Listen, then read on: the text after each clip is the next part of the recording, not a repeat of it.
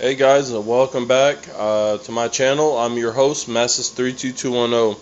What we're looking at is kind of my wintertime project. I'm just kind of goofing around with this.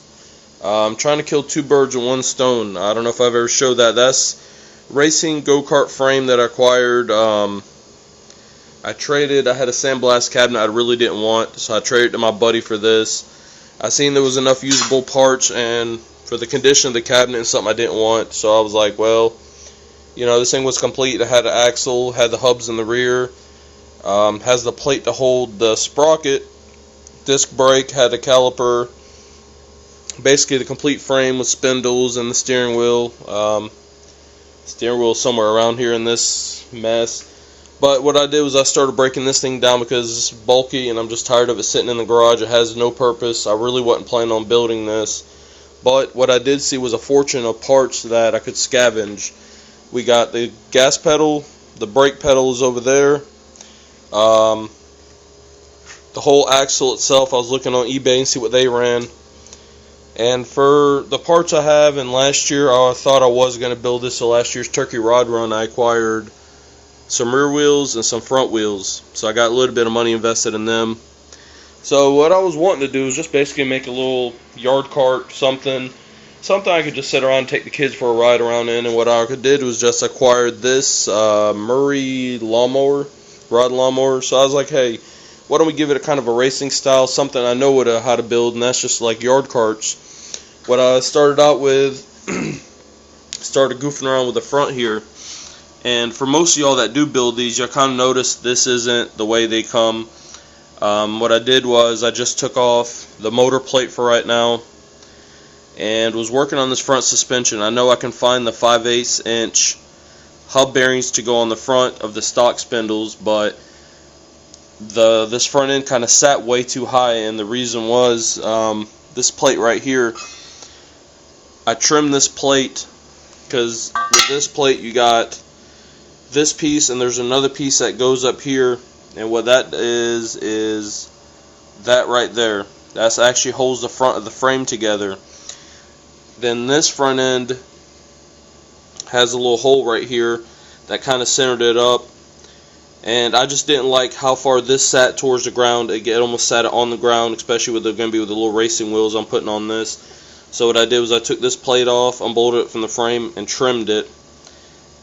Then if you notice the little hole here, let's see if I can kind of show you. Right there, there's a little nub that sticks out on both sides, and I guess it helps center this to the plate right here that bolts the frame together, and it centers it to that piece that holds your hood on.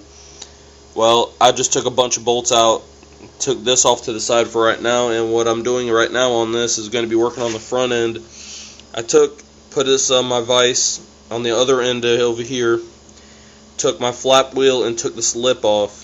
By doing that, it enabled me to basically I can take and weld right here, right along the seam all the way across, and I can weld here, over here as well, and maybe from the back side, and basically make this will become a rigid part of the frame, and this will be unboltable from the 3 bolts here on the side, so it'll kind of keep my front end together. Not really building like a hot dog racer, just basically a yard cart, whatnot type mower. This is just kind of an intro into this project, kind of, I guess, keeping a video log of what I'm doing or how I'm gonna go about this. At least by raising this up about 3-4 inches, you can kind of see it gave me a good amount of clearance. Ooh, that's just a tie rod. Gave me a little bit of clearance up here. Raised this up so it kind of lowered your frame down. Like I said, about 3 inches is roughly what I got out of it. And instead of using the spindles off the go-kart, because I originally planned on trying to reconfigure this and just put them straight out, but I just said, hey, sometimes a factory, they're not that bad, especially on not a super high-speed mower. I'm only going to put a 14 horse. It is going to be chain drive, so that's after I get this done, get the rear end done, get into a roller, then we're going to figure out how to mount a horizontal shaft On here, I've got the clutch set up.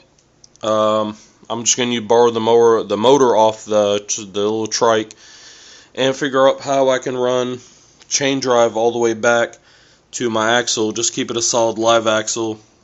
As you can see, every time I keep touching this, I keep pulling more and more dirt off. So I'm just trying to get it to the point where I can actually take this out and pressure wash it, just roll it out.